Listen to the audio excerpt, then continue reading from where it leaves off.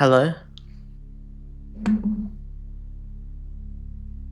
La la la la la la la la la la la la la la la la la la. Hello? Hello? Hi? Hi? Hi? Hi? Blessed Blessed morning, morning. Manuka. Blessed morning, Libra. Blessed morning, Melon. Blessed morning, Ninya. Hi. Hi, Bill. Blessed morning, Bill. Hi. What's up? Oh my gosh, it's been like how many days? 4 days. About 4 days. I've been gone. Gosh, I'm sorry. But I'm here now. I'm here. And and things are better because I'm here now. Need not fret. Chat, I am here. He cometh. He cometh. And he her. Yes, he cometh. I'm here now. Hi. Hi, good morning. Oh my gosh, we've got some catching up to do later. But right now, it's church time. Because it's said in the big book of Jesus that it's time for church right now, and catching up time happens later. Afterwards, I think I'm gonna go straight into drawing. I know what? Church and then drawing? But thou canst not work on a Sunday. Sunday is God's day. Well, to that I say,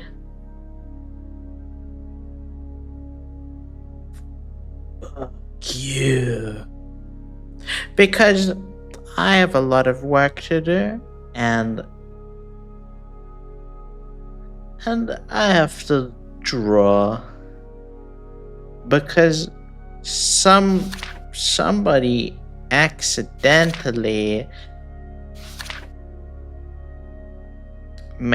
accepted too many commissions, and well, sort of paying the price, you know. Gonna have to pull up my gamer socks and crack down, but let's not worry about that now. Worrying about that is for later.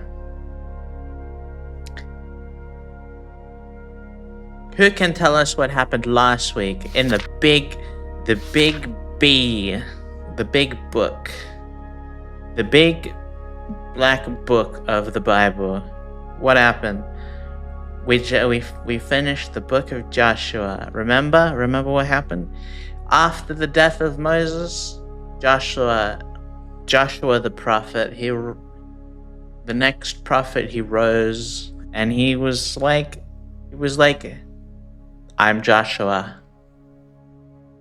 Moses had placed his hand on my shoulder, transferring the sacred holy God into Joshua.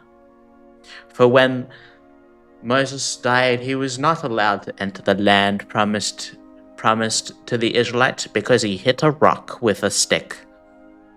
And God didn't like that. So Joshua brought up the people, the Israelites, into Israel, and he as God promised, God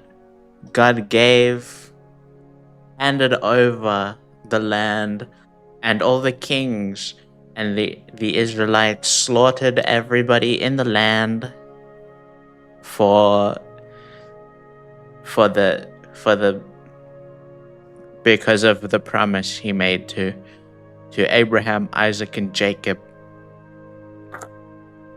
And then, after all was given to the Israelites,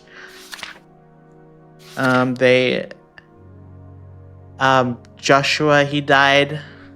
He outlived his usefulness to the Israelites, and Joshua died.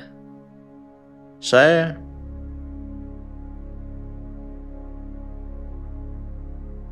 we'll see what happened, you know. So what could there possibly be more in the Bible to read about? Let's find out. Huh? H-E-I. Everybody turn to page 1. 1 of the book of, I don't remember. The book of the 7th book. Everybody take out your Bibles, pull up the first page, we'll read together. I'll give you a moment to do that. Okay, the moment's gone. After the death of Joshua, remember he died in the last book. Blessed morning, Elias Phil von Zebern. If you remember in the last book, and when I mentioned it just a few seconds ago, Joshua died at the end of the last book. Sorry for spoilers if you haven't read that one yet. The book's only been out for 10,000 years or whatever. The Israelites asked the Lord, Who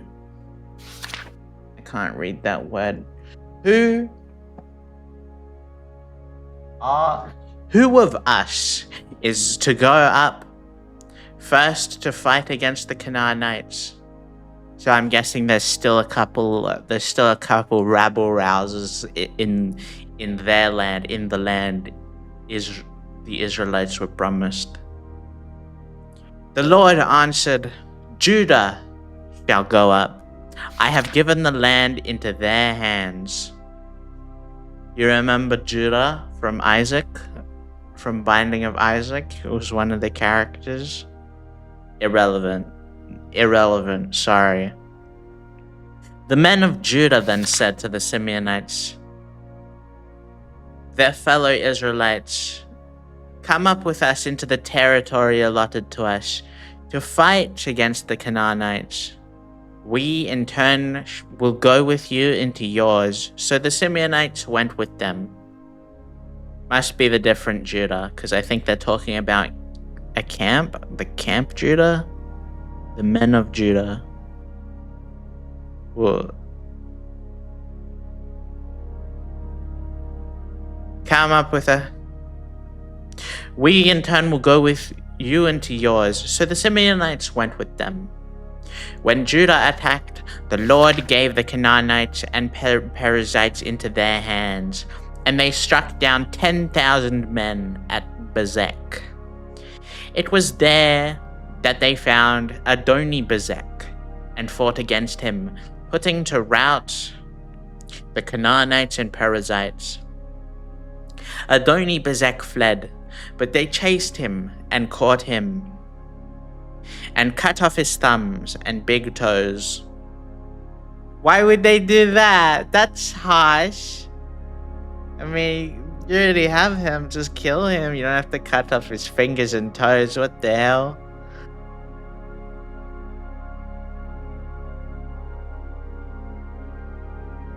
Then Adoni-Bezek said, 70 kings with their thumbs and big toes cut off have picked up scraps under my table.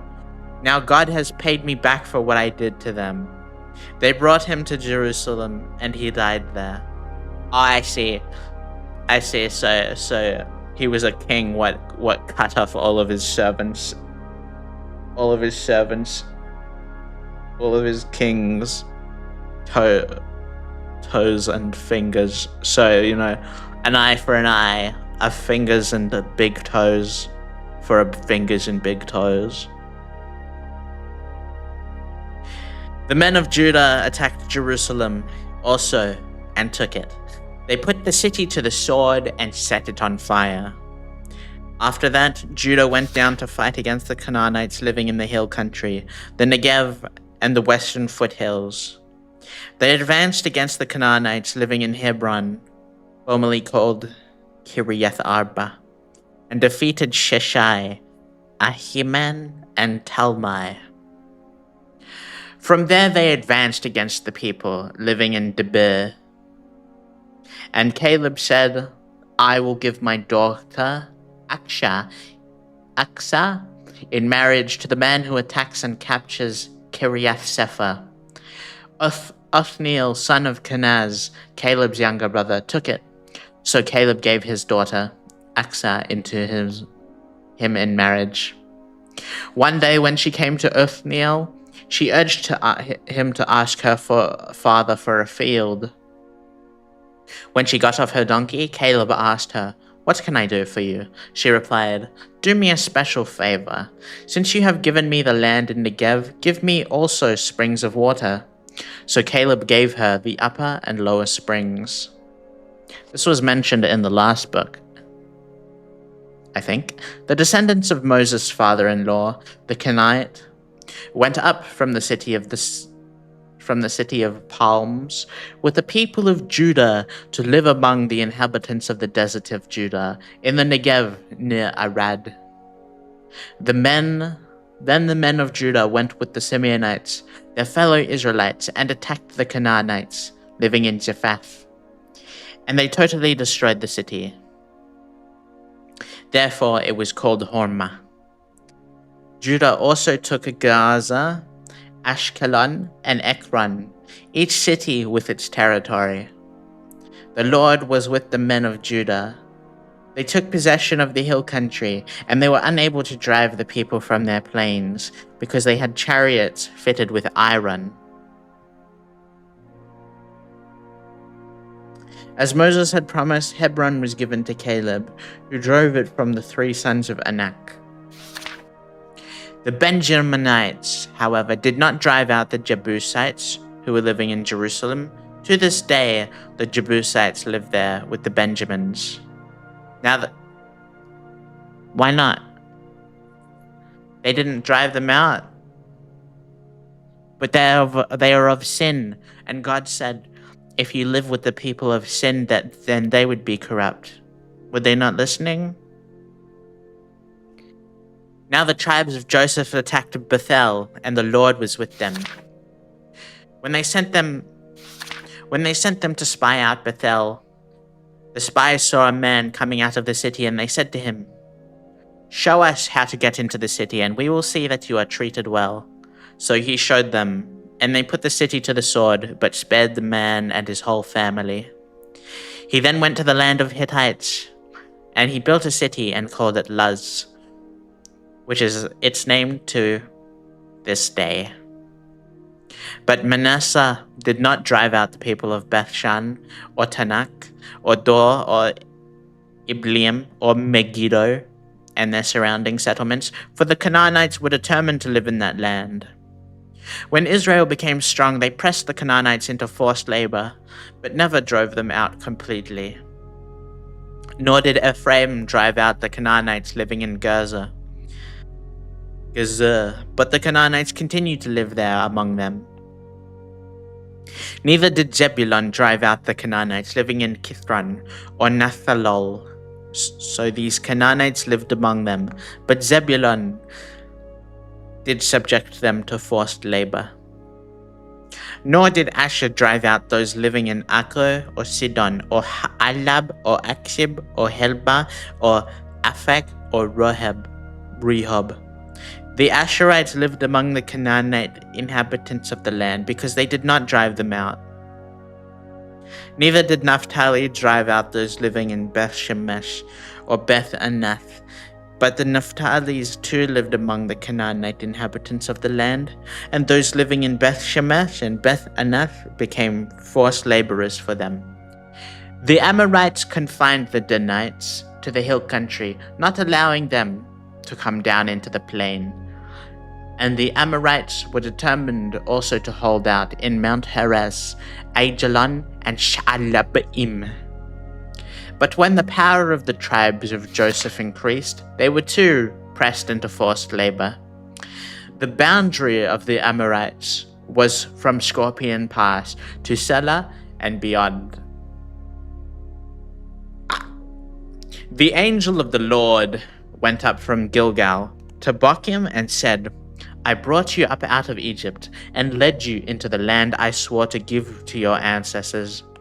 I said, I will never break my covenant with you. And you shall not make a covenant with the people of this land, but you shall break down their altars. Yet you have disobeyed me. Why have you done this? Oh no. And I have also said, I will not drive them out before you. They will become traps for you, and their gods will become snares to you. When the angel of the Lord had spoken these things to all the Israelites, the people wept aloud, and they called that place Bochim. There they offered sacrifices to the Lord. After Joshua had dismissed the Israelites, they went back to take possession of the land, each to their own inheritance. The people served the Lord throughout the lifetime of Joshua and of the elders who outlived him and who have seen all the great things the Lord had done to Israel. Joshua, son of Nun, the servant of the Lord, died at the age of 110, and they buried him in the land of his inheritance at Timnath Heres in the hill country of Ephraim, north of Mount Gaash. After that whole generation had been gathered to their ancestors, another generation grew up who knew neither the Lord nor what he had done for Israel. Then the Israelites did evil in the eyes of the Lord and served the Baals. They forsook the Lord, the God of the ancestors, who had brought them out of Egypt. They followed and worshipped various gods of the peoples around them. They aroused the Lord's anger because they forsook him and served Baal and the Ashtaroths. In his anger against Israel, the Lord gave them into the hands of the raiders who plundered them. He sold them into the hands of their enemies all around, whom they were no longer able to resist. They had one job. All they had to do was not let them live and kill everybody and burn their cities to the ground. That's all they had to do, and then they could have lived happily forever. But they didn't. And instead they worshipped the wrong idols and the wrong gods. I see Galshak Kabuksuk.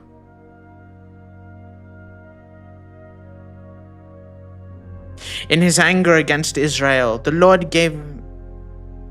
Whenever Israel went out to fight, the hand of the Lord was against them to defeat them. Just as he had sworn to them, they were in great distress. Then the Lord raised up judges who saved them out of the hands of these raiders. Yet they would not listen to their judges, but prostituted themselves to other gods and worshipped them. They quickly turned from the ways of their ancestors, who had been obedient to the Lord's commands. Whenever the Lord raised up a judge for them, he was with the judge and saved them out of the hands of their enemies, as long as the judge lived. For the Lord relented because of their groaning under those who oppressed the afflicted and afflicted them. But when the judge died, the people returned to ways even more corrupt than those of their ancestors, following other gods and serving and worshipping them. They refused to give up their evil practices and stubborn ways. Therefore the Lord was very angry with Israel and said, because this nation has violated the covenant I ordained for their ancestors and has not listened to me, I will no longer drive out before them any of the nations Joshua left when he died. I will use them to test Israel and see whether they will keep the way of the Lord and walk in it as their ancestors did. The Lord had allowed those nations to remain. He did not drive them out once by giving them into the hands of Joshua. These are the nations the Lord left to test all those Israelites who had not experienced any of the wars in Canaan.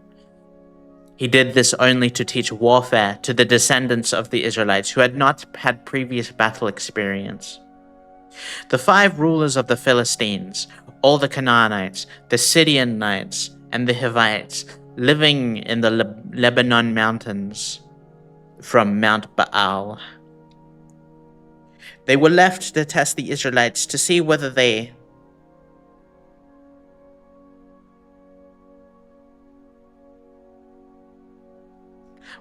would obey the Lord's commands, which he had given their ancestors through Moses.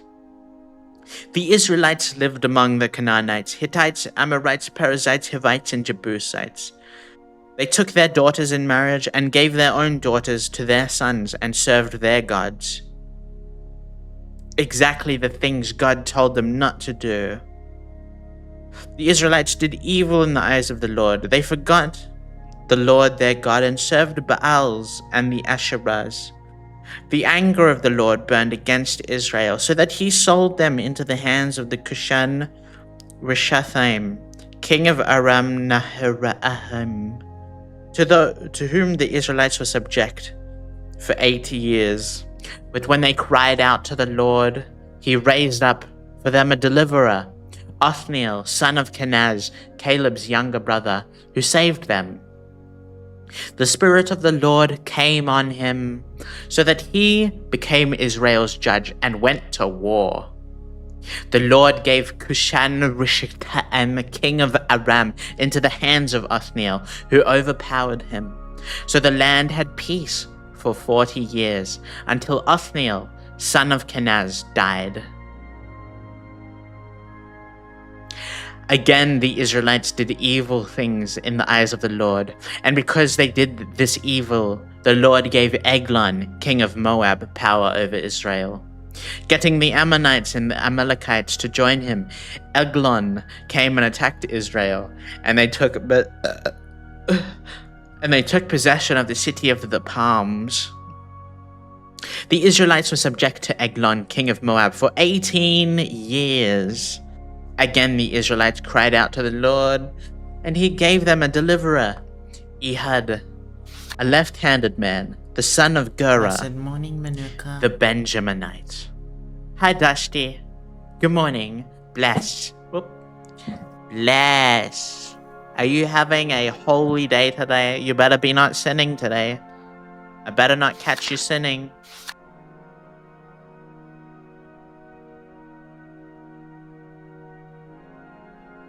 This is a holy stream. That's right. Feel the power of the holy stream. The holy...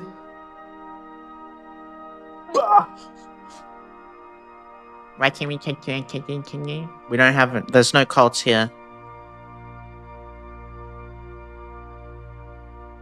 Again, the Israelites cried out to the Lord, and he gave them a deliverer, Ehud, a left-handed man, the son of Gera, the Benjaminite. The Israelites sent him with the tribute to Eglon, king of Moab. Now Ehud had made a double-edged sword about a cubit long, which he strapped to his right thigh under his clothing. He presented the tribute to Eglon, king of Moab, who was a very fat man. After he's eaten well. After Ehud had presented the tribute, he sent on their way those who carried it. But on reaching the stone images near Gilgal, he himself went back to Eglon and said, "Your Majesty, I have a secret message for you." The king said to his attendants, "Leave us." And they all left. Ehud then approached him while he was sitting alone in the upper room of his palace and said, "I have a message from God for you." As the king rose from his seat, Ehud reached with his left hand, drew the sword from his right thigh, and plunged it into the king's belly. I I have a little secret to tell you. Won't you come here? Just come closer. Come, whisper it into your ear. Straight into his tummy. Even the handle sank in after the blade, and his bowels discharged. Ehud did not pull the sword out, and the fat closed in over it.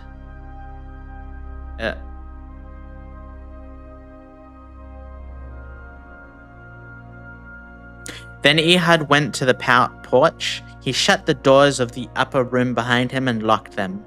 After he had gone, the servants came and found the doors of the upper room locked. They said, "He must be relieving himself in the inner room of the palace." They waited to the point of embarrassment, but when he did not open the doors of the room, they took a key and unlocked them. There they saw their lord fall into the floor, dead. While they waited, Ehud got away. He passed by the stone images and escaped to Sirah. When he arrived there, he blew a trumpet in the hill country of Ephraim. That was my imitation of a trumpet. And the Israelites went down with him from the hills, with him leading them. "Follow me," he ordered, "for the Lord has given Moab, your enemy, into your hands." So they followed him down and took possession of the fords of the Jordan that led to Moab. They allowed no one to cross over. At that time they struck down about 10,000 Moabites, all vigorous and strong. Not one escaped. That day Moab was made subject to Israel, and the land had peace for 80 years. 80 years! After Ehud came to Shamgar, son of Anath, who struck down 600 Philistines with an ox goad. An ox goad. He too saved Israel.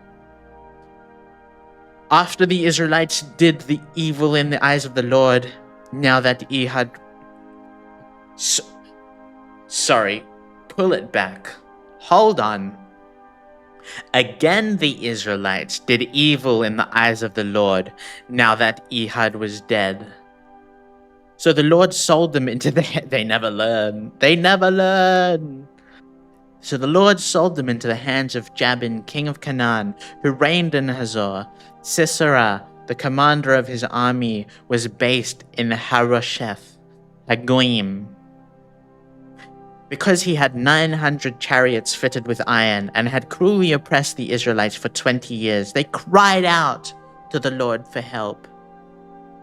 Now Deborah, a prophet, the wife of Lapidoth, was leading Israel at the time. She held court under the palm of Deborah between Ramah and Bethel in the hill country of Ephraim. And the Israelites went up to her to have their disputes decided.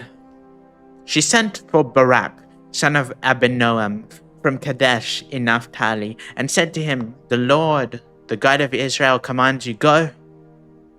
Take with you 10,000 men of Naphtali and Zebulun, and lead them up to Mount Tabor. I will lead Sisera, the commander of Jabin's army, with his chariots and his troops to the Kishon River, and give him into your hands." Barak said to her, "If you go with me, I will go, but if you don't go with me, I won't go." "Certainly I will go with you," said Deborah, but because of the course you are taking, the honor will not be yours, for the Lord will deliver Sisera into the hands of a woman." So Deborah went with Barak to Kadesh. There Barak summoned Zebulun and Naphtali, and 10,000 men went up under his command. Deborah also went up with him.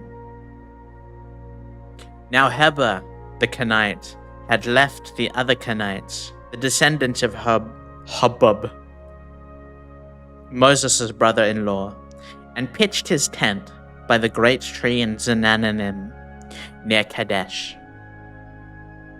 When they told Sisera that Barak, son of Abinoam, had gone up the mountain Tabor, Sisera summoned from Harosheth Hagoyim to Kishon River, all his men, and his 900 chariots fitted with iron. I'm late, I apologize.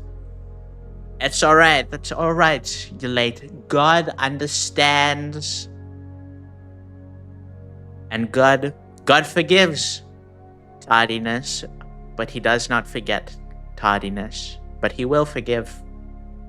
Turn to page 4 of the book of Judges. We're up to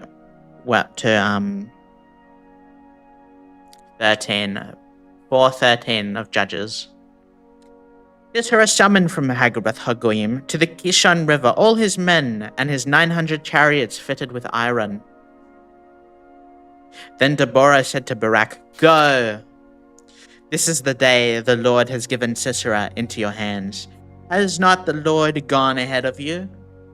So Barak went down Mount Tabor with 10,000 men following him. At Barak's advance, the Lord routed Sisera and all his chariots and army by the sword, and Sisera got down from his chariot and fled on foot. Barak pursued the chariots and army as far as Harosheth Hagoyim, and all Sisera's troops fell by the sword. Not a man was left. Sisera, meanwhile, fled on foot to the tent of Jael, the wife of Heber the Kenite, because there was an alliance between Jabin, king of Hazor, and the family of Heber the Kenite. Jael went out to meet Sisera and said to him, "Come, my lord. Come right in. Don't be afraid." So he entered the tent, and she covered him with a blanket. I'm thirsty," he said. "Please, give me some water. Please, I'm so thirsty." Good morning, Manuka. Hi, Mekizim, good morning. She opened a skin of milk, gave him a drink, and covered him up. "Stand in the doorway of the tent," he told her. "If someone comes by and asks you, is anyone in there? Say, 'No.'" "No, nobody's in the tent. No. But Jael, Heber's wife, picked up a tent peg and a hammer and went quickly to him while laying fast asleep, exhausted. She drove the peg through his temple into the ground, and he died. No. Just then, Barak came in pursuit of Sisera, and Jael went out to meet him. "Come," she said, "I will show you the man you're looking for." So he went in with her, and there lay Sisera with the tent peg through his temple, dead. And so he was pegged. Yes. On that day, God subdued Jabin, king of Canaan, before the Israelites. And the hand of the Israelites pressed harder and harder against Jabin, king of Canaan, until they destroyed him.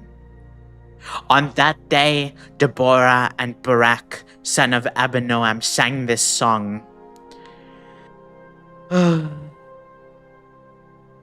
When the princess in Israel takes the lead, when the people willingly offer themselves, praise the Lord.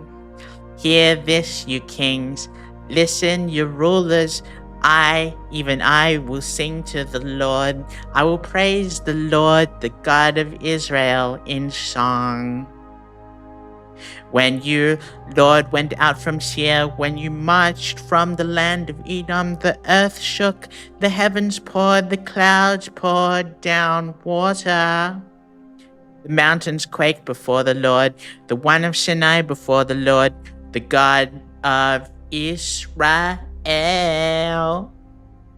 In the days of Shamgor, son of Anaph, in the days of Jael, the highways were abandoned. Travelers took to the winding paths. Villages in Israel would not fight. They held back until I, Deborah, arose, until I arose, a mother in Israel.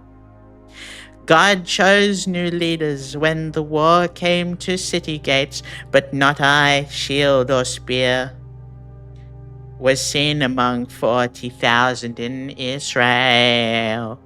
My heart is with Israel's princess, with the willing volunteers among the people. Praise the Lord. Praise the Lord. You who ride on white donkeys, sitting on your shadow blankets, and you who walk along the road, consider the voice of the singers at the watering places. They recite the victories of the Lord, the victories of his villages in Israel. There the people of the Lord went down to the city gates. Wake up, wake up. Everyone at the table, wake up, wake up. Deborah, wake up, wake up. Break out in song. Arise, Barak. Take captive your captive son of Abinoam. The remnant of the nobles came down. The people of the Lord came down to me against the mighty. Some came from Ephraim, whose roots were in Amalek. Benjamin was with the people who followed you. From Machir, captains came down. From Zebulun, those who bear the commander's staff.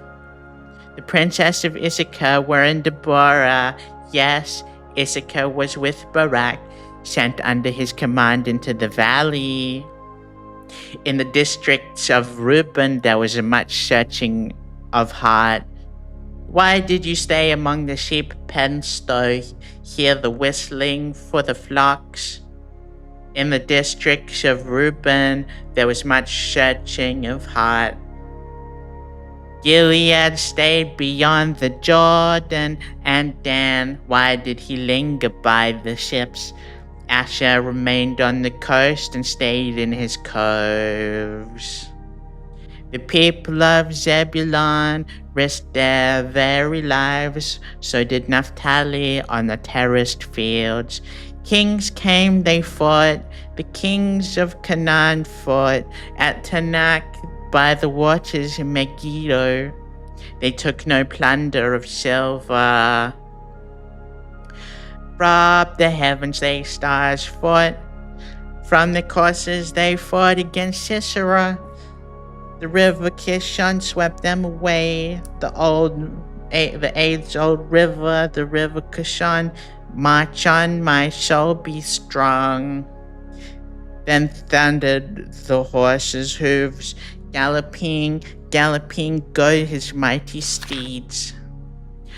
Curse Meroz, said the angel of the Lord, curse its people bitterly, because they did not come to help the Lord against the mighty. Most blessed the woman be Jael, the wife of Heber the Kenite. Most blessed of tent-dwelling woman. He asked for water, and she gave him milk in a bowl fit for nobles. She brought him curdled milk. Her hand reached for the tent peg, her right hand for the workman's hammer. She struck Sisera, she crushed his head, she shattered and pierced his temple.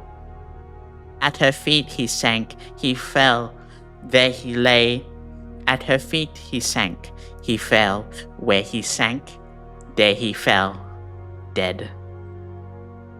Through the window peered Sisera's mother. Behind the lattice she cried out, why is his chariot so long in coming? Why is the clatter of his chariots delayed? The wisest of her ladies answer her. Indeed, she keeps saying to herself, are they not finding and dividing the spoils? A woman or two for each man. Colorful garments is plunder for Sisera. Colorful garments, highly embroidered garments for my neck, all this as plunder. So may all your enemies perish, Lord, but may all those who love you be like the sun when it rises in its strength. Then the land had peace for 40 years.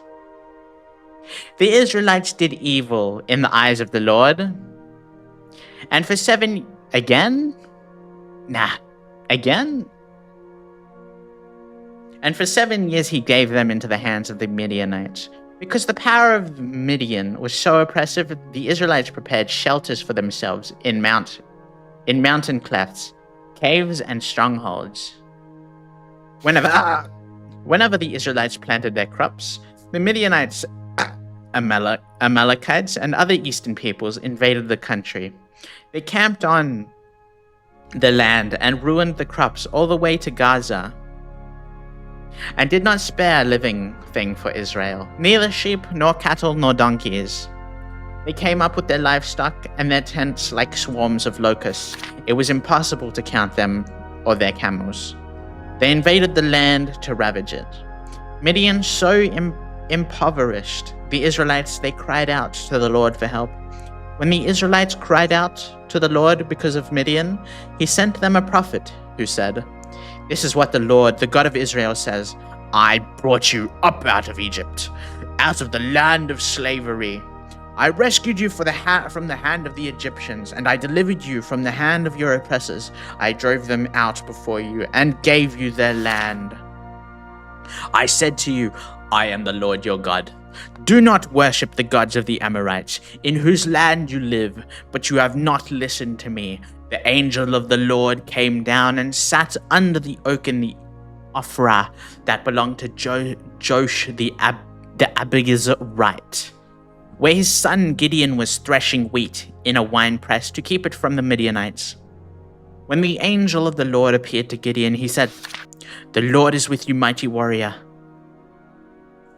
Pardon me, my lord," Gideon replied. "But if the Lord is with us, why has all this happened to us? Where are all his wonders that our ancestors told us about when he said, 'Did not the Lord bring us up out of Egypt?'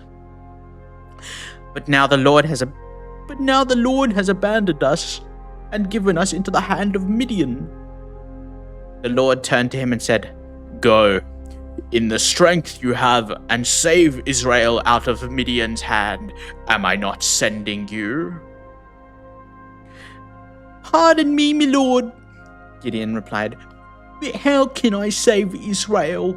My clan is the weakest in Manasseh, and I am the least in my family."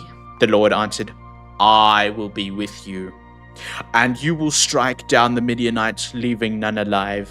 Gideon replied, "If I have found favor in your eyes, give me a sign that it is really you talking to me. Please do not go away until I come back and bring my offering and set it before you." And the Lord said, "I will wait until you return." Gideon went inside the tent, prepared a young goat, and from an ephah of flour, and he made bread without yeast, putting the meat in a basket and its broth in a pot. He brought them out and offered them to him under the oak.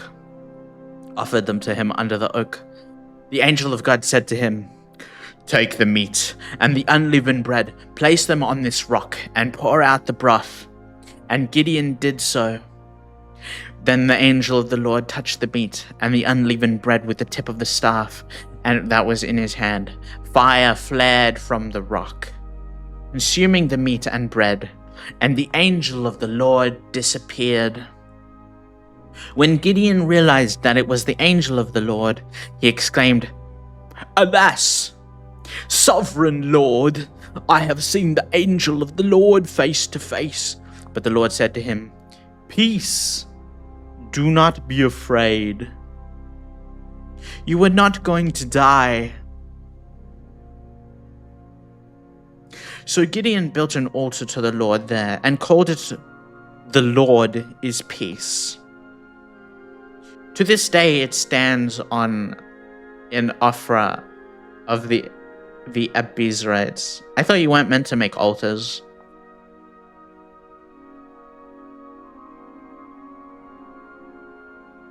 That same night the Lord said to him, "Take the second bull from your father's herd, the one 7 years old.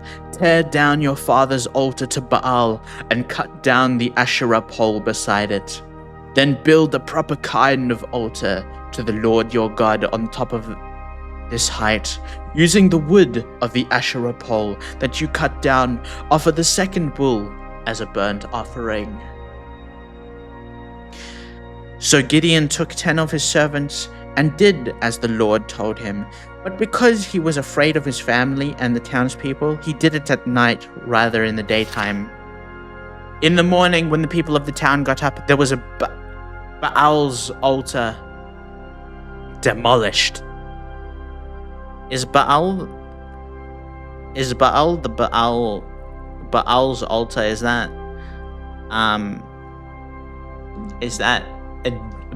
an altar to the demon Baal? In the 7th book, I'm just curious, is this in the 7th book of the Old Testament? There was an altar to Baal. Is that Baal the demon?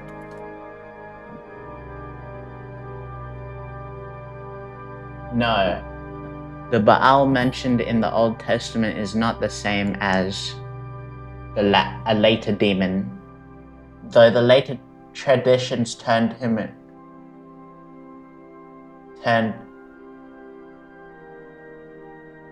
into one.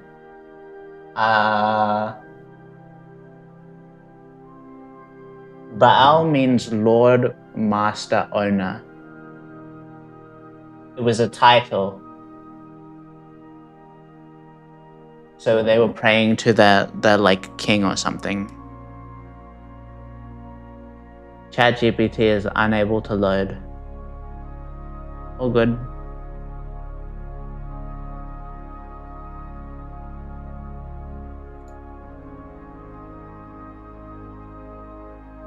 God doesn't like that, yeah. God doesn't like when you make altars to but it's not an altar to a god, but if Baal means master, what if does he not like altars to like people? I understand getting jealous over another god being prayed to, but just a mere king.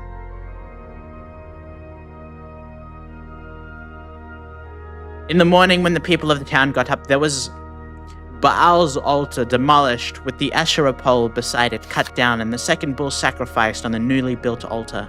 They asked each other, "Who did this?" When they carefully investigated, they were told, Gideon, son of Joash, did it. The people of the town demanded Joash, "Bring out your son, he must die, because he has broken down Baal's altar and cut down the Asherah pole beside it." But Joash replied to the hostile crowd around him, "Are you going to plead Baal's cause? Are you trying to save him? Whoever fights for him shall be put to death by morning." If Baal really is a god, he can defend himself when someone breaks down his altar. Who is Baal? That means Baal is a living person, if he can be killed. Oh, Baal, king of the Baal, King Baal.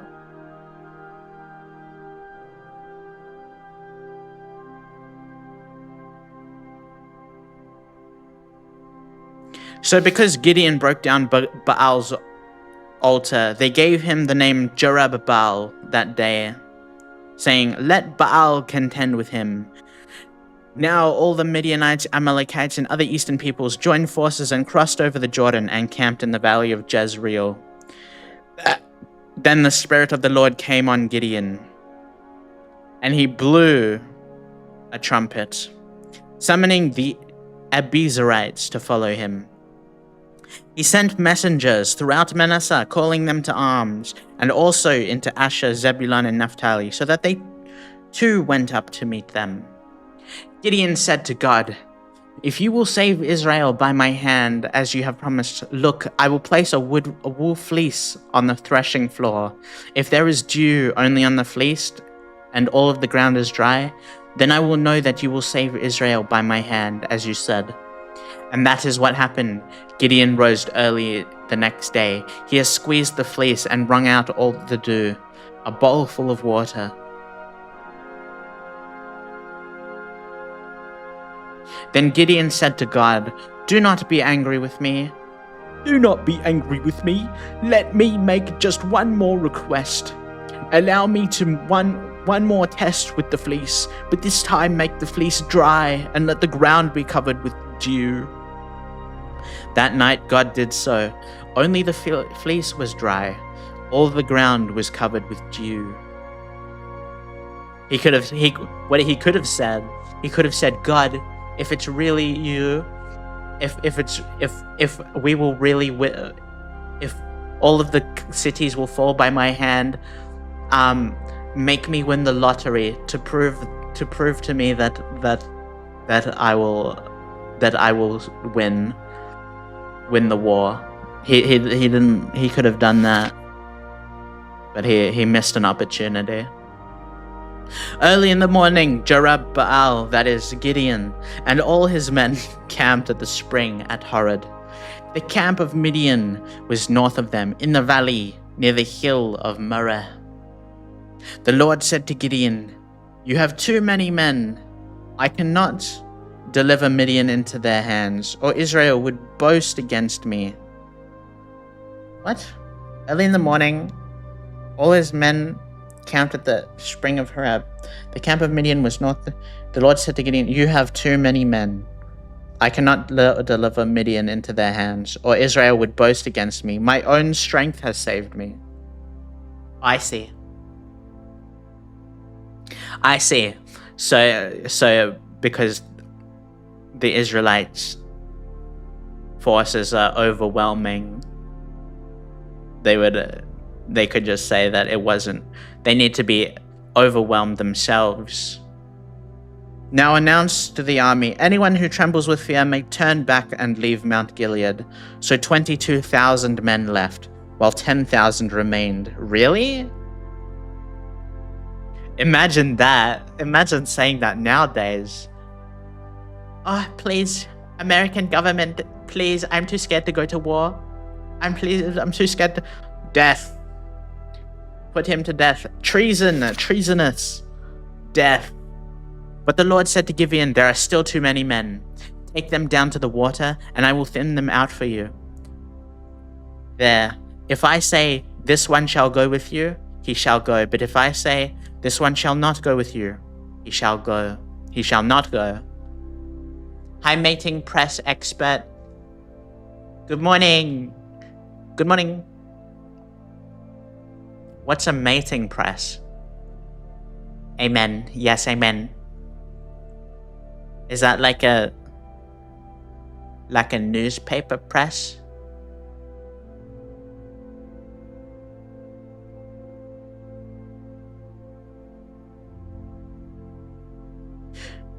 So Gideon took the men down to the water. There the Lord told him, "Separate those who lap the water with their tongues as a dog." Separate those who lap the water with their tongues as a dog laps from those who kneel down to drink. 300 of them drank from cupped hands, lapping like dogs. All the rest got down on their knees to drink. The Lord said to Gideon, "With 300 men that lapped, I will save you."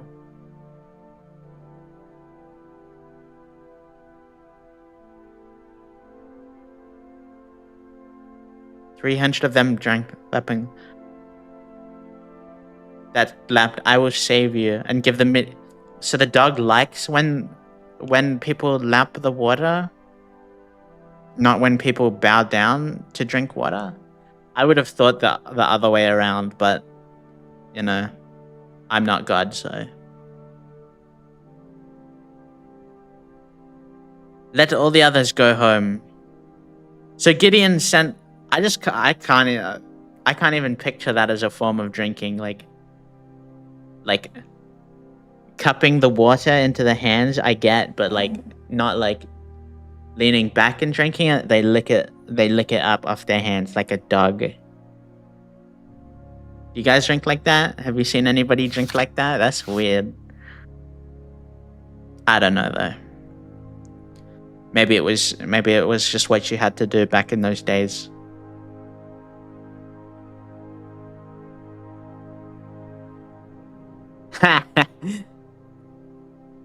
Like a dog, you say? Yes, like a dog. Like a dog laps up water. Like a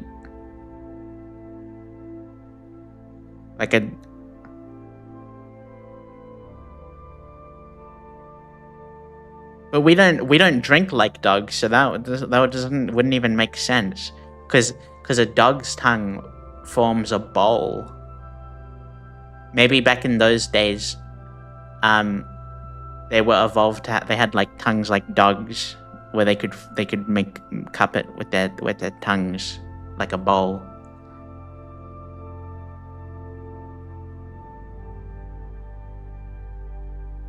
So Gideon, the Lord said to Gideon, maybe that's one of his powers from his faith. Ah. With 300 men that lapped, I will save you, and to give the Midianites into your hands. Let all the others go home.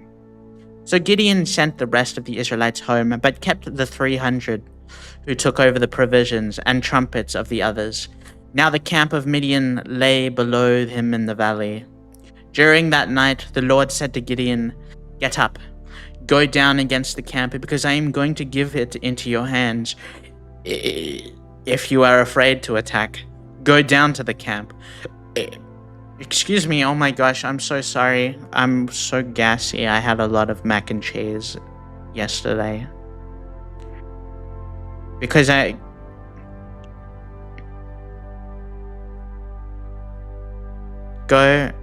During that night, the Lord said to Gideon, get up, go down against the camp, because I am going to give it into your hands.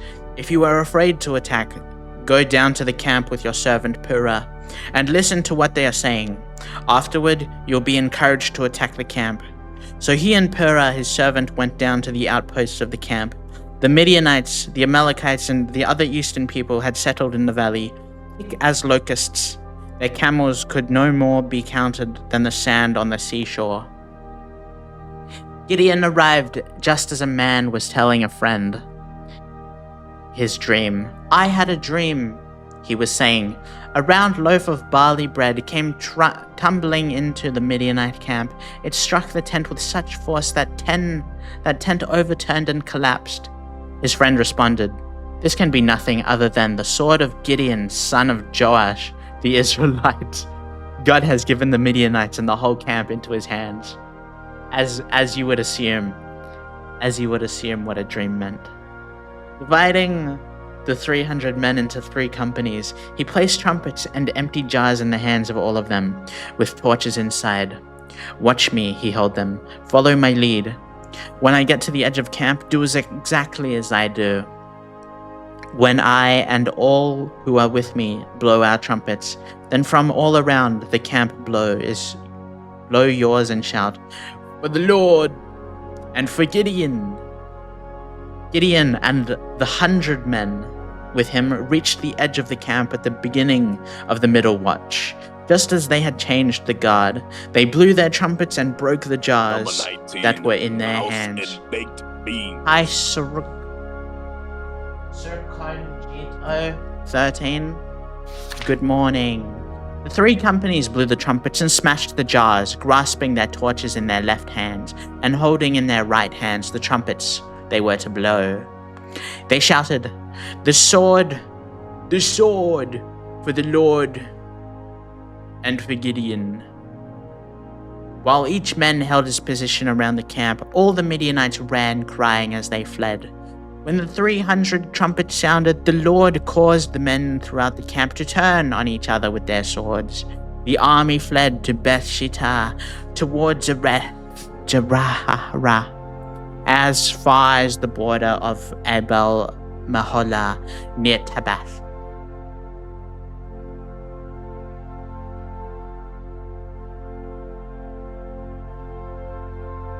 Israelites from Naphtali, Asher, and Manasseh were called out, and they pursued the Midianites.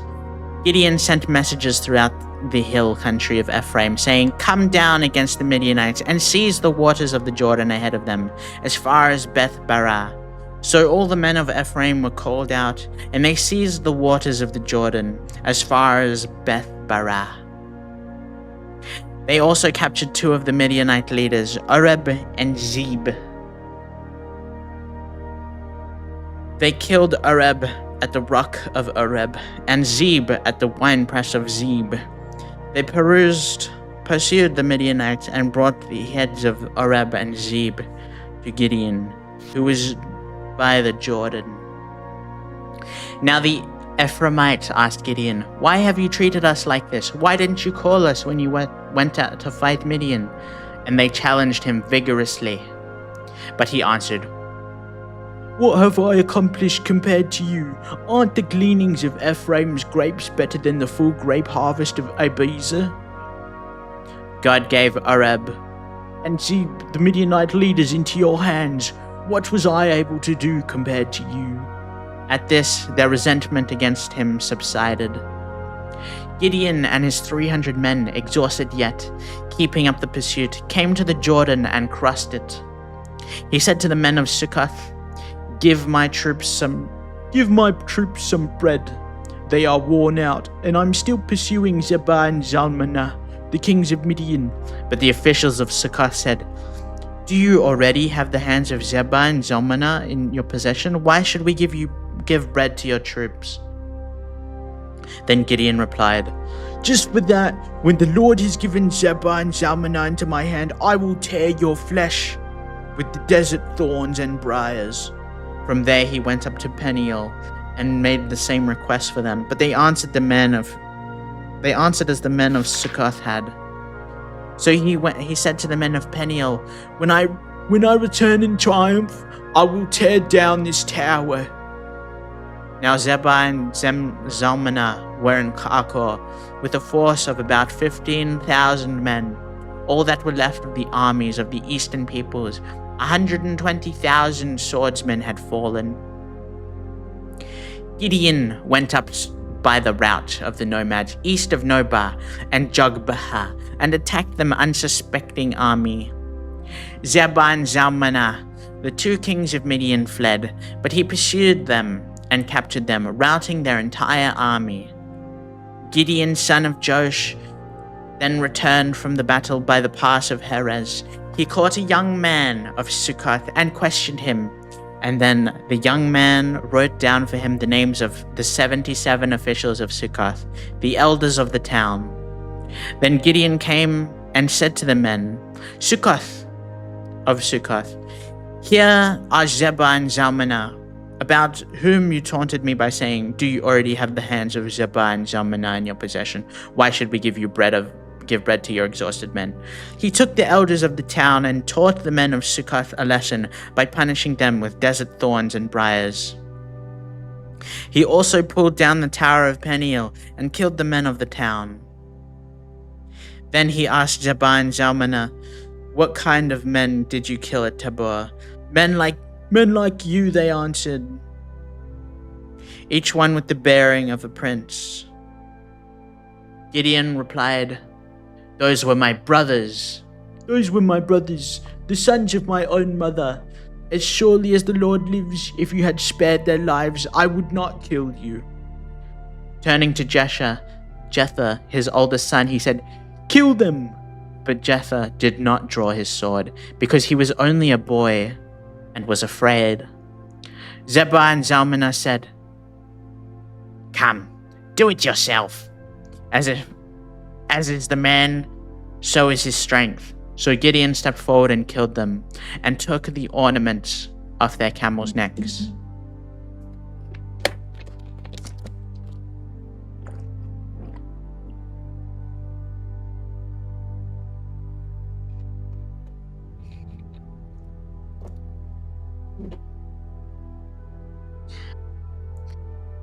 The Israelites said to Gideon, 'Rule over us, you, your son, and your grandson, because you have saved us from the hand of Midian.' But Gideon told them, 'I will not rule over you, nor will my son rule over you. The Lord will rule over you. And he said, I do have one request, that each of you give me an earring from your share of the plunder. It was the custom of the Ishmaelites to wear gold earrings. They answered, We'll be glad. We'll be glad to give them. So they spread out a garment, and each of them threw a ring from his plunder onto it. The weight of the gold rings he asked for came to 1,700 shekels, not counting the ornaments, the pendants, and the purple garments worn by the kings of Midian, or the chains that were on the camels' necks.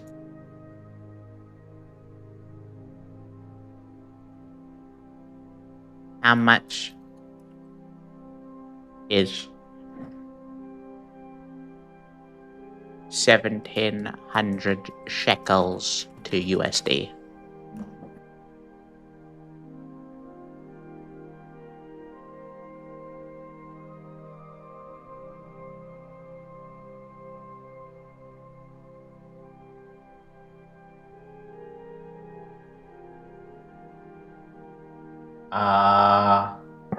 Okay. Oh.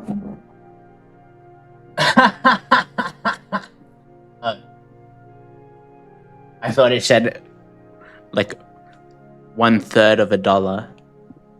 But that's $518 nowadays.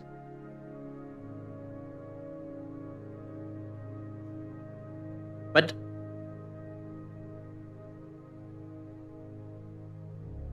the way, not counting the ornaments, the pendants, and the purple garments worn by the kings of Midian, or the chains that were on the camels' necks. So he said to the men of Peniel, when I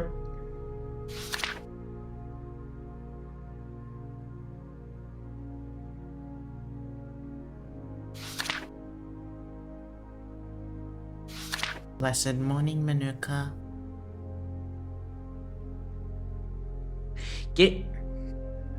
Hello, Miss. Good morning. Bless. Gideon made the gold into an ephod, which he placed in Ophrah, his town. All Israel prostituted themselves by worshipping it there, and it became a snare to Gideon and his family. What? Gideon made it into an ephod? What's an ephod? Is that an altar? What's an ephod? It's a special piece of clothing in the Bible. They made it. It's a sacred vest. They made an ephod and they worshipped the vest? Ephod. Thus Midian was subdued before the Israelites and did not raise its head again. During Gideon's lifetime, the land had peace 40 years. All Israel prostituted themselves by worshipping it there, and it became a snare. Jerubbaal, son of Joash, went back home to live. He had 70 sons of his own, for he had many wives. His concubine, who lived in Shechem, also bore him a son, whom he named Abimelech. What? I thought we already saw an Abimelech in the Bible, no? Gideon, son of Joash, died at a good old age and he had 70 sons. What the heck? He had 70 sons. Whoa. Impressive. He'd have to have he had many wives. Okay. He must have been mating like rabbits. He must have been breeding like rabbits. Gideon, son of Joash, died at a good old age and was buried in the tomb of his father Joash in Ophrah of the Abiezrites. No sooner had Gideon died than the Israelites again prostituted themselves to the Baals. They set up Baal Berith as their god, and did not remember the Lord their God, who had rescued them from the hands of all their enemies on every side. They also failed to show any loyalty to the family of Jerubbaal, that is Gideon, in spite of all the good things he had done for them. Again, they don't listen. Again, they prostitute themselves. That's crazy. Why would they do that? Abimelech, son of Jerubbaal, went to his mother's brother in Shechem and said to them and all his mother's clans, "Ask the citizens of Shechem, which is better for you, to have 70 of Jerubbaal's sons rule over you,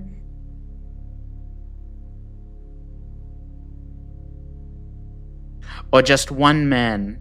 Remember, I am your flesh and blood." When the brothers repeated all this to the citizens of Shechem, they were inclined to follow Abimelech, for they said, "He is related to us."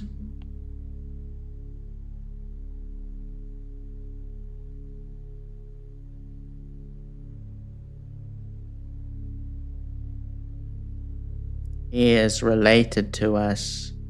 They gave him 70 shekels of silver from the temple of Baal Berith, and Abimelech used it to hire reckless scoundrels who became his followers.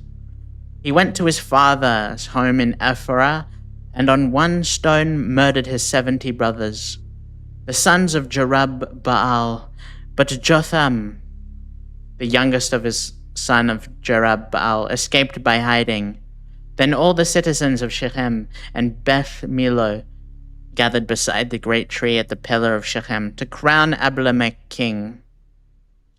When Jotham was told about this, he climbed up on the top of Mount Gerizim and shouted to them, "Listen to me, citizens of Shechem, so that God may listen to you." One day the trees went out to anoint a king for themselves.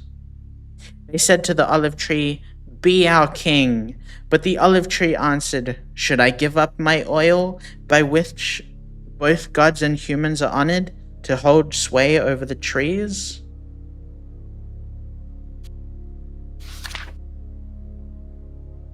Next the trees said to the fig tree, "Come and be our king." But the fig tree replied, "Should I give up my fruit, so good and sweet, to hold sway over the trees?" Then the trees said to the vine, "Come and be our king." But the vine answered, "Should I give up my wine, which cheers both gods and humans, to hold sway over the trees?" Finally, all the trees said to the thorn bush, "Come and be our king." The thorn bush said to the trees, "If you really want to anoint me king over you, come and take refuge in my shade. But if not, then let fire come out of the thorn bush and consume the cedars of Lebanon." Have you acted honorably, in good faith, by making Abimelech king? Have you been fair to Jerubbaal and his family? Have you treated him as he deserves? Remember that my father fought for you and risked his life to rescue you from the hand of Midian, but today you have revolted against my father's family.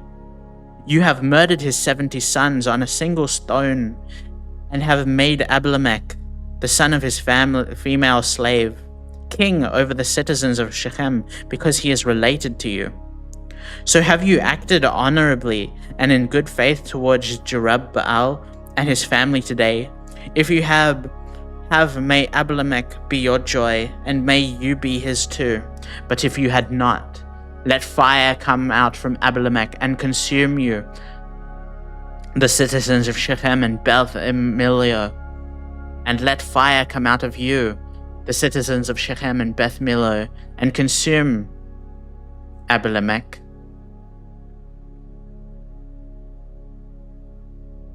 Then Jotham fled, escaping to Beer, and he lived there because he was afraid of his brother Abimelech.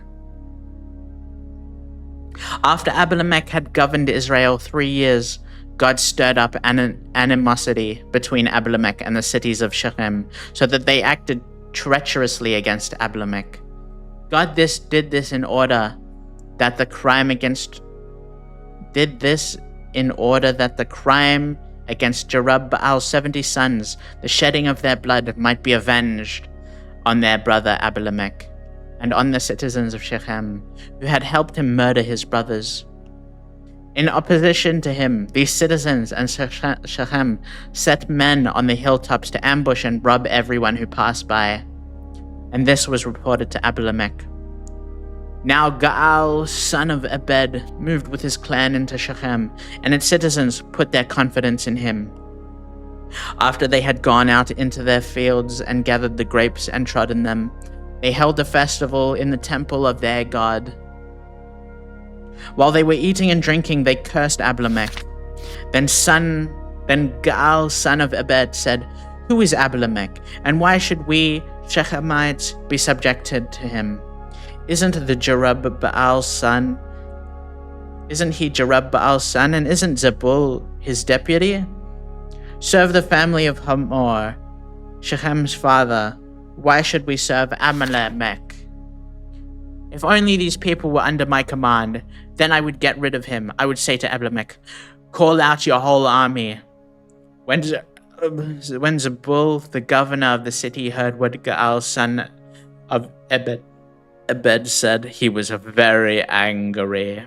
I'm kind of not really following what's happening. Undercover, he sent messages to Abimelech saying, "Gaal, son of Ebed, and his clans have come to Shechem and are stirring up the city against you. Now then, during the night, you and your men should have come lie in wait in the fields. In the morning at sunrise, advance against the city. When Gaal and his men come out to you, seize the opportunity to attack them." So Abimelech and all his troops set out by night and took up concealed positions near Shechem in 4 companies. Now Gaal, son of Ebed, had gone out and was standing at the entrance of the city gate, just as Abimelech and his troops came out from their hiding place. When Gaal saw them, he said to Zebul, "Look, people are coming down from the tops of the mountains." Zebul replied, "You mistake the shadows of the mountains for men." But Gaal spoke up again, "Look, people are coming down from the central hill, and the company is coming from the direction of the diviner's tree." Then Zebul said to him, "Where is your big talk now? You who said, 'Who is Abimelech that we should subject to him?' Aren't these your men?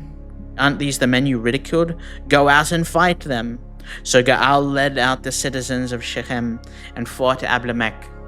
Abimelech chased him all the way to the entrance of the gate, and many were killed as they fled.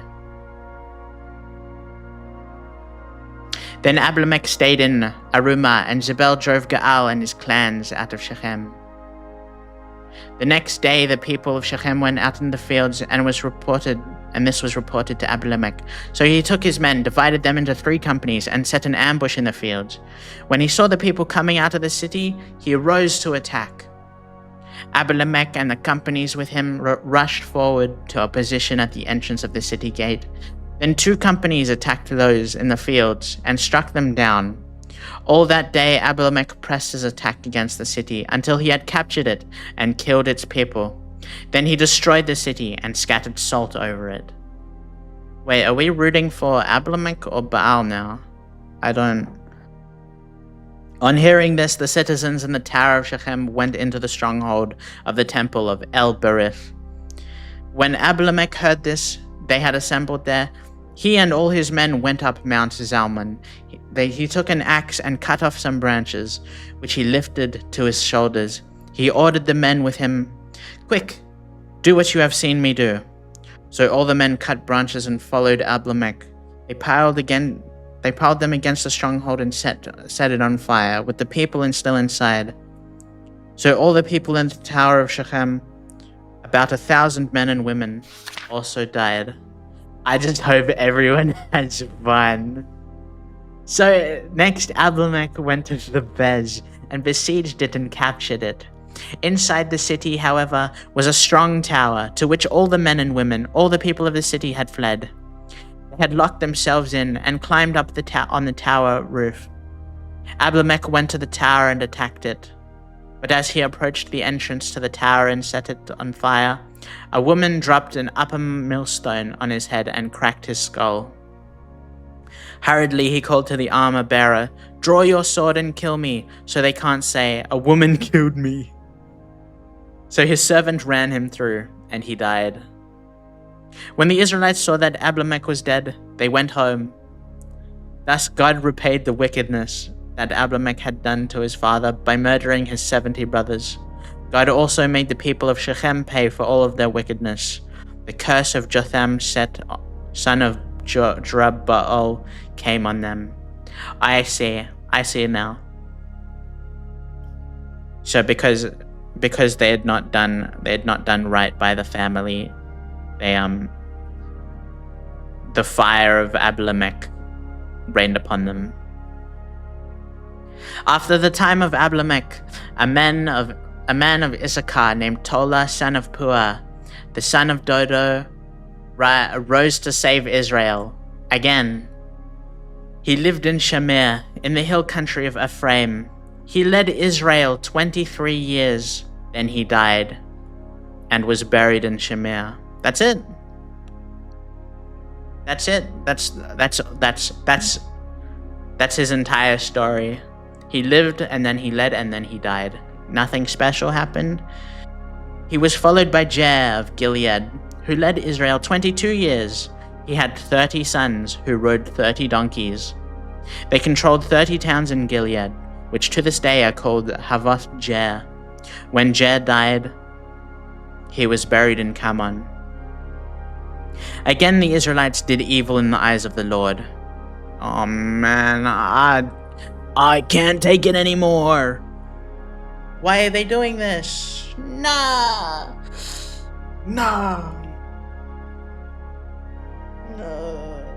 They served the Baals and the Ashtaroths and the gods of Aram, the gods of Sidon, the gods of Moab, and the gods of the Ammonites, and the gods of the Philistines. And because the Israelites forsook the Lord and no longer served him, he became angry with them. He sold them into the hands of the Philistines and the Ammonites, who that year shattered and crushed them. For 18 years they oppressed all the Israelites on the east side of the Jordan in Gilead and the land of the Amorites. The Ammonites also crossed the Jordan to fight against Judah, Benjamin, and Ephraim. Israel was in great distress. Then the Israelites cried out to the Lord, "We have sinned against you, forsaking our God and serving the Baals." The Lord replied, "When the Egyptians, the Amorites, the Ammonites, the Philistines, the Sidonians, and the Amalekites and the Moabites oppressed you, and you cried out for help, did I not save you from their hands? But you have forsaken me and served other gods, so I will no longer save you. Go and cry out to the gods you have chosen. Let them save you when you are in trouble." But the Israelites said to the Lord, "We have sinned. Do with us what you think is best, but please rescue us now." Then they got rid of the foreign gods among them and served the Lord, and he could bear Israel's misery no longer. The Ammonites were called to arms and camped in Gilead. The Israelites assembled and camped in Mizpah. The leaders of the people of Gilead said to each other, "Whoever will take the lead in attacking the Ammonites will be head over all who live in Gilead." Jephthah, the Gileadite, was a mighty warrior. His father was Gilead. His mother was a prostitute. Gilead's wife also bore him sons, and when they were grown up, they drove Jephthah away. "You are not going to get any inheritance in our family," they said, "because you are the son of another woman." So Jephthah fled from his brothers and settled in the land of Tob, where a gang of scoundrels gathered around him and followed him. Sometime later, when the Ammonites were fighting against Israel, the elders of Gilead went to Jephthah from the land of Tob. "Come," they said, "be our commander, so we can fight the Ammonites." Jephthah said to them, "Didn't you hate me and drive me from my father's house? Why do you come to me now when you're in trouble?" The elders of Gilead said to him, "Nevertheless, we are turning to you now. Come with us to fight the Ammonites, and you will be head over all of us who lived in Gilead."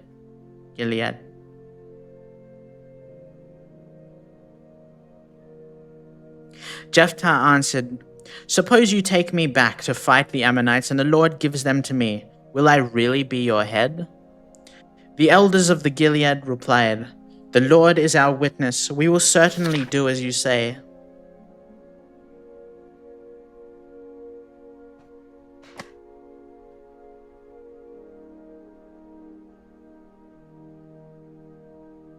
Okay.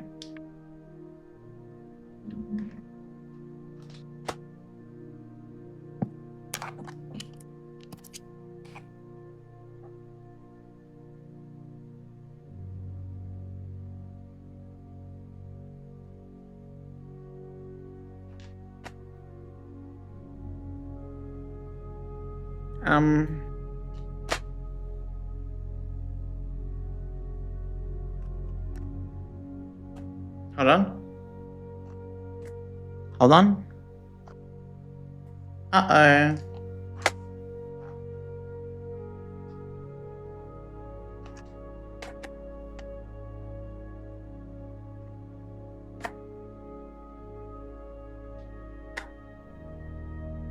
My extra battery's not working.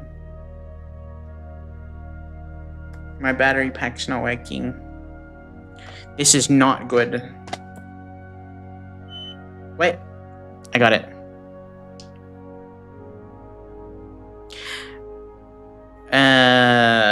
What?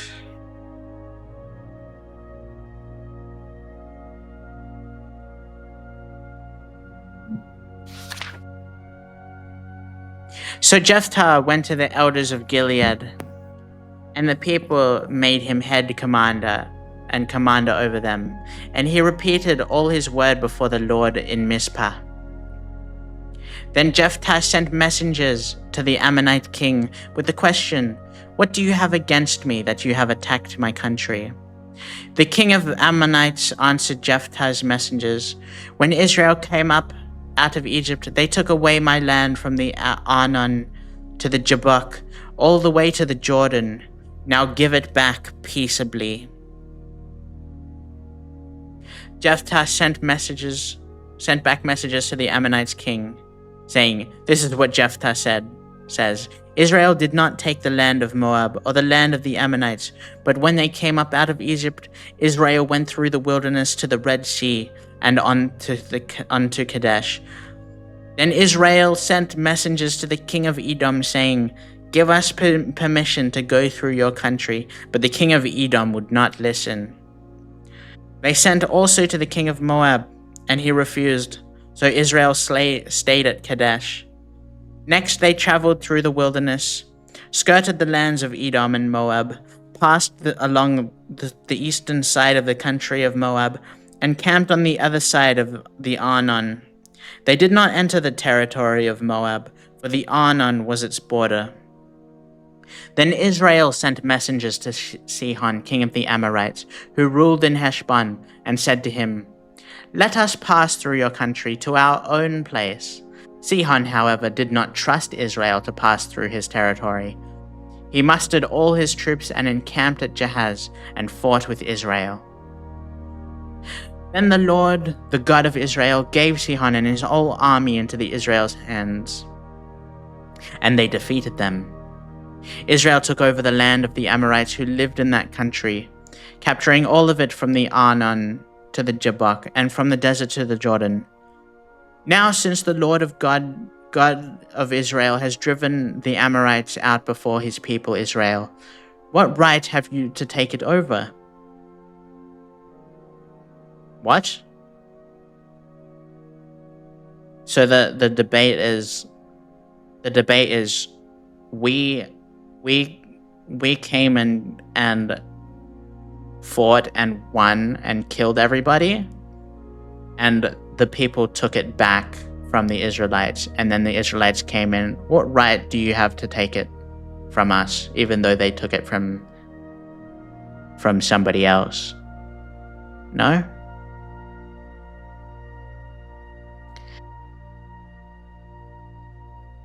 Will you not take what your god Chemosh gives you? Likewise, whatever the Lord our God has given us, we will possess. Are you any better than Balak, son of Zippor, king of Moab? Did he ever quarrel with Israel or fight with them? For 300 years Israel occupied Heshbon, Aroer, the surrounding settlements, and all the towns along the Arnon.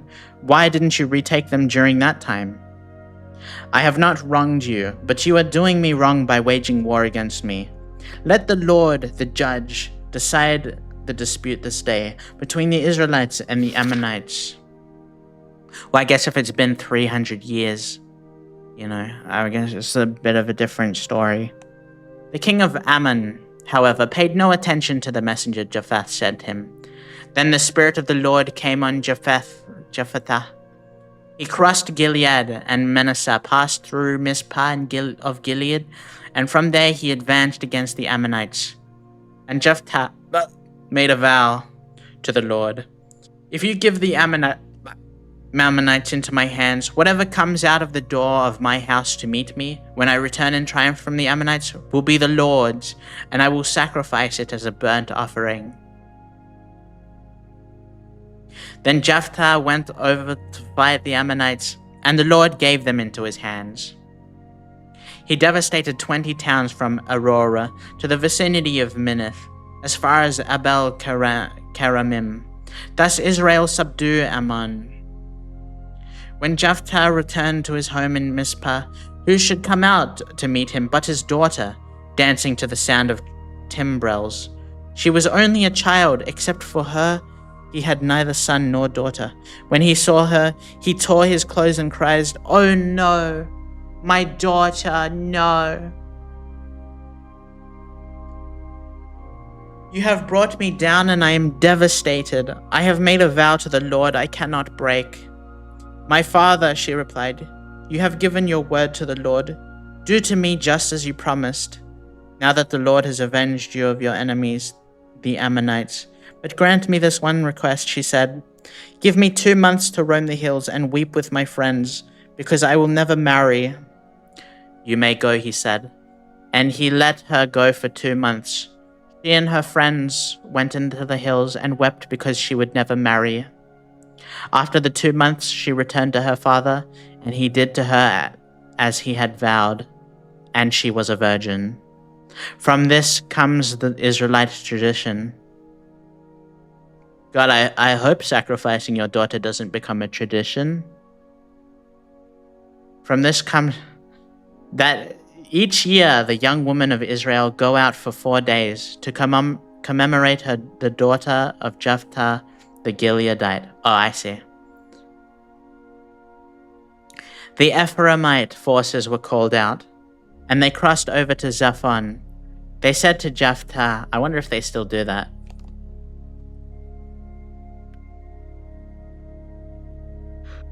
They crossed over to Zaphon. They said to Jephthah, Why did you go out? Why did you go to fight the Ammonites without calling us to go with you? We're going to burn down your house over your head. Oh. Jephthah answered, I and my people were engaged in a great struggle with the Ammonites, and although I called, you didn't save me out of their hands. When I saw that you wouldn't help, I took my life into my hands and crossed over to fight the Ammonites, and the Lord gave me victory over them. Now why have you come up today to fight me? Jephthah then called together the men of Gilead and fought against Ephraim. The Gileadites struck them down because the Ephraimites said, You Gileadites are renegades from Ephraim and Manasseh. The Gileadites captured the forces of the Jordan leading to Ephraim, and whenever a survivor of Ephraim said, Let me cross over, the men of Gilead asked him, Are you an Ephraimite? If he replied no, they said, All right, say Shibboleth. If he said Shibboleth because he could not pronounce the word correctly, they seized him. That's funny.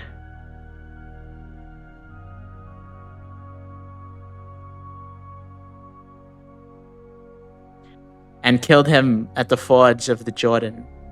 42,000 Ephraimites were killed at that time. Jephthah led Israel 6 years. Then Jephthah the Gileadite died and was buried in a town in Gilead. Jephthah led Israel 6 years only. Then Jephthah the Gileadite died and was buried in a town in Gilead. I just read that. Did I read that? I read that twice. After him, Ibzan of Bethlehem led Israel. He had 30 sons and 30 daughters. He gave his daughters away in marriage to those outside his clan, and for his sons he brought in 30 young women as wives from outside his clan. Then Isban died and was buried in Bethlehem.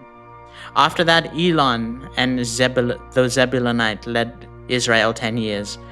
Then Elon died and was buried in Ajalon in the land of Zebulun. After him, Abdon, son of Heliel, from Pirathon, led Israel. He had 40 sons and 30 grandsons, who rode on 70 donkeys. He led Israel 8 years. Then Abdon, son of Heliel, died and was buried at Pirathon in Ephraim, in the hill country of the Amalekites. Again the Israelites did evil in the eyes. Oh my God. Oh my God, my Lord. Why do these people not believe in you? So why do they so untrusting and that they would forsake the Lord and not believe in him? Time and time again, it's ridiculous.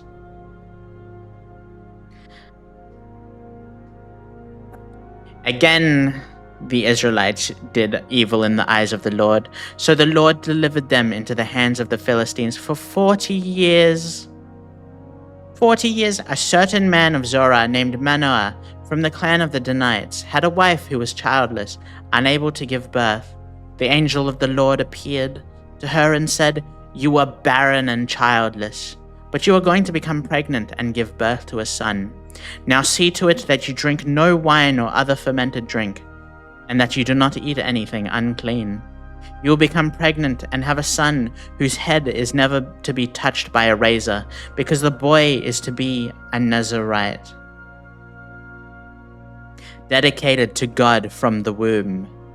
He will take the lead in delivering Israel from the hands of the Philistines." Then the woman went to her husband and told him, "A man of God came to me. He looked like an angel of God, very awesome. I didn't ask him where he came from. He didn't tell me his name, but he said to me, 'You will become pregnant and have a son.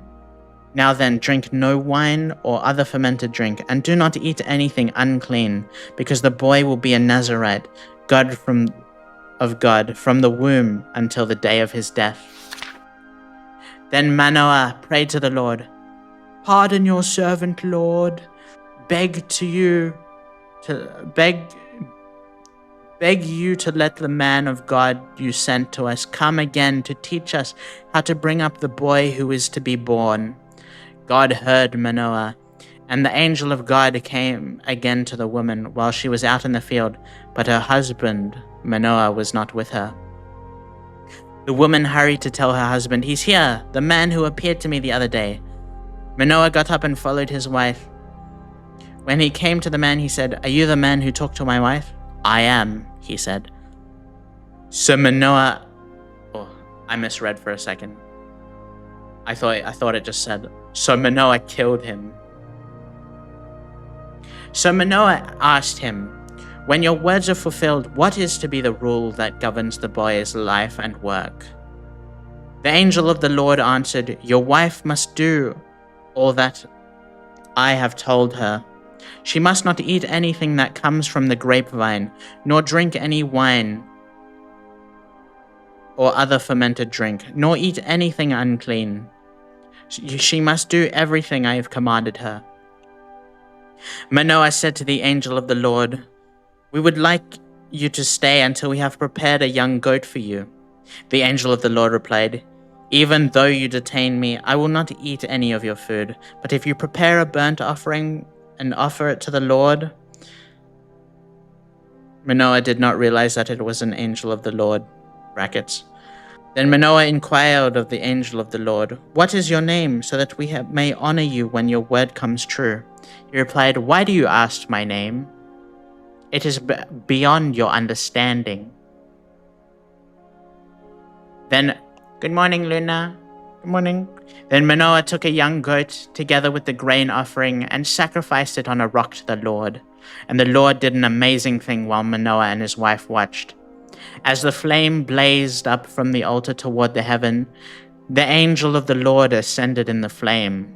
Seeing this, Manoah and his wife fell with their faces to the ground. When the angel of the Lord did not show himself again to Manoah and his wife, Manoah realized that it was the angel of the Lord. "We are doomed to die," he said to his wife. "We have seen God." But his wife answered, "If the Lord had meant to kill us, he would not have accepted a burnt offering and grain offering from our hands, nor shown us all these things, or now told us this." The woman gave birth to a boy named Samson. He grew, and the Lord blessed him. And the Spirit of the Lord began to stir him while he was in Manahadan, between Zorah and Eshtal. Samson from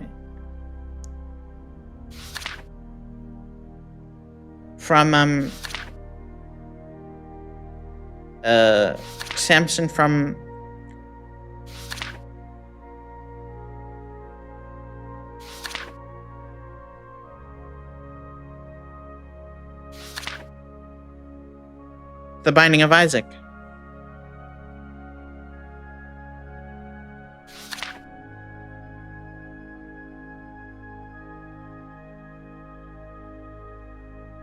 Wow. I think I'll end it here because it's almost 2 hours and we're halfway through the book. We got halfway through, and next is a couple of stories about Samson. We're gonna learn about Samson next week. Yeah, Isaac. Yeah, you know Isaac. Isaac from the Bible. Wow, you like that? No tabernacles, no family trees. No really long lists of things. So far, so good. But don't get your hopes up. It's there's still another half of the book. Quite interesting. Although the God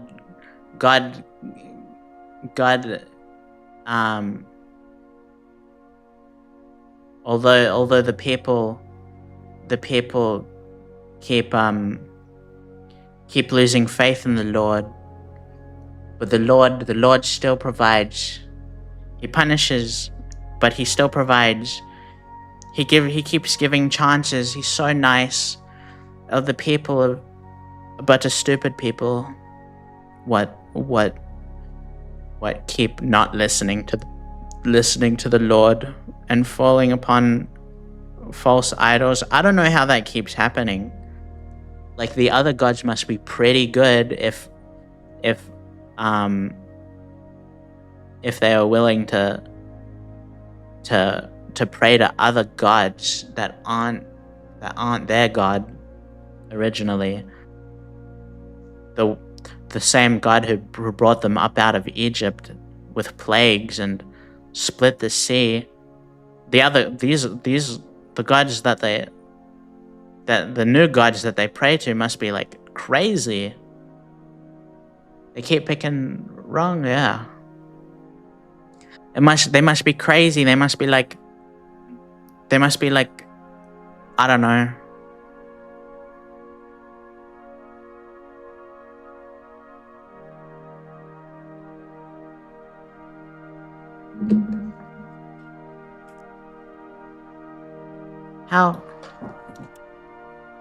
How come the Israelites keep accidentally praying to false idols and gods, even though of all the miracles God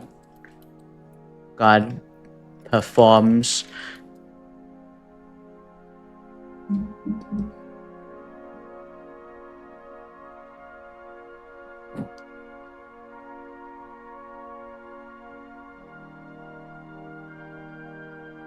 This is one of the big themes of the Hebrew Bible, and it isn't just that they accidentally did it.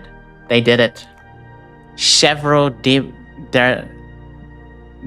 There are several deep reasons the text itself explains.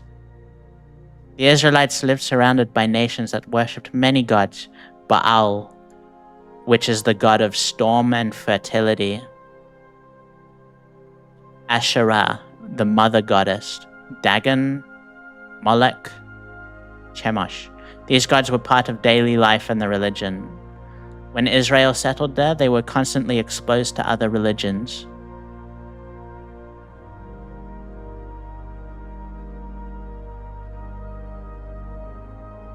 Idol worship came with things people found attractive: festivals and feasts, drinking parties, ritual prostitution. Guaranteed agricultural success. Local gods tied to specific land and harvests. For a farming society, this felt practical. If Baal, quote unquote, if Baal controls the rain, maybe we should honor him so our crops don't fail. God's commandments, by contrast, were strict and moral, not fun, not convenient. Miracles did not create long-term obedience. The Bible itself repeatedly shows this pattern. Miracles shock people short-term, but habits and desires shape them long-term. They ate manna. They saw the Red Sea split. Weeks later, they made a golden calf. They ate manna in the desert, still complained constantly. God rescued them from enemies. Next generation goes to idols again. Miracles don't permanently change human nature. Humans like physical and visible things. Yahweh is invisible. Baal worship had statue. Yahweh. Is that what we're calling God? What is Yahweh?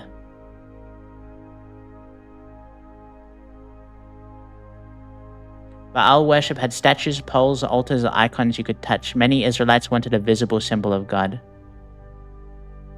That's literally what the golden calf story says. Make us a God who will go before us. The calf wasn't about rejecting God, it was making God into a visible image, which was forbidden.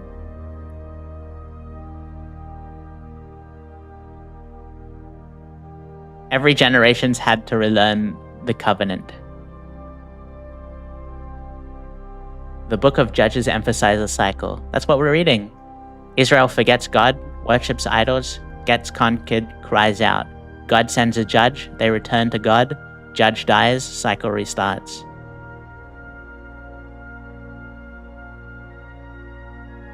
The Bible's point is that humans are forgetful, weak, and influenced easily. In Jewish and Christian interpretation, this isn't just history, it's a message about human nature. People forget gratitude quickly. People choose convenience over morals. People follow whatever everyone else around them is doing. The Israelite struggle is meant to mirror human struggle in general. Short answer, they didn't really forget the miracles. They were tempted by culture, convenience, peer pressure, physical idols, and the normal human tendency to drift away from discipline. If you want, I can summarize each of the time Israel fell to no thank you. Wow. So that's I can understand that. I understand that. It's a damn shame. It's a damn shame. Imagine if they didn't do that. Would we still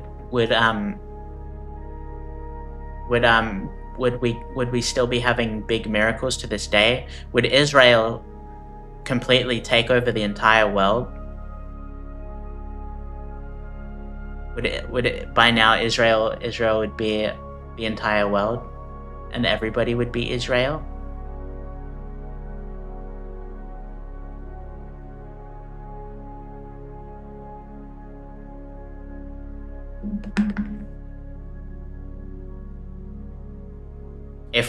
If woman didn't make man eat an apple, snakes would be sucking on my toes or whatever.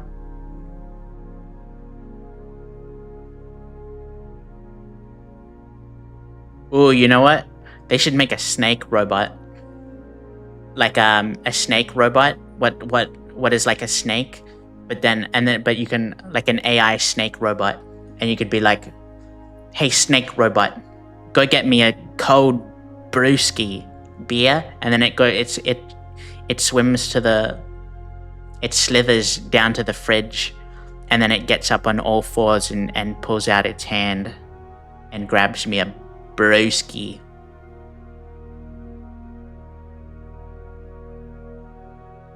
It the legs come out from it, and it reaches up. Oh, it like wraps its tail around the brewski and slithers back to me with a cold brew in hand to give it to me so I can drink it. Wow, wasn't that wonderful? Great story. Well, I'll see you guys next week for more Bibles.